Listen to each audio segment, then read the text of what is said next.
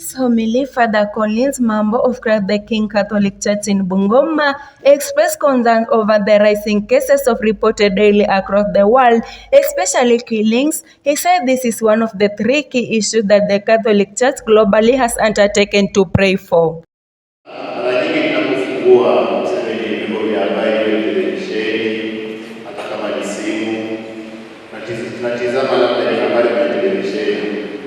Ukiangalia mara nyingi ni visa vya ukatili, kuna mauaji, wizi, ufisadi, upungufu wa maadili katika jamii zetu. Kumaanisha basi uovu umekithiri zaidi katika jamii.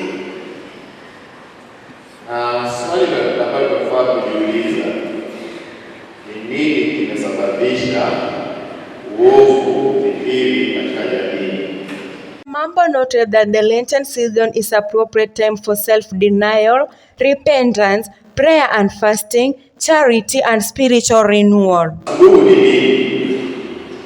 Kipindi hiki cha Kwaresma tumepewa vyombo vitatu vya vita.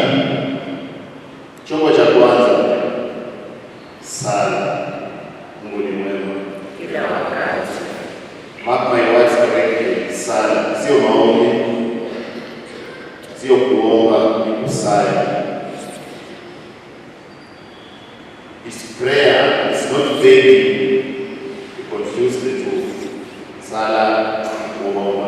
Sisi tuko hapa kwa sala, na sala ni mazungumzo kati ya watu wawili. Mmoja anazungumza, mwingine anasikiliza, mwingine anarejesha. The rest of the feedback. The third weapon that we use in our fight against evil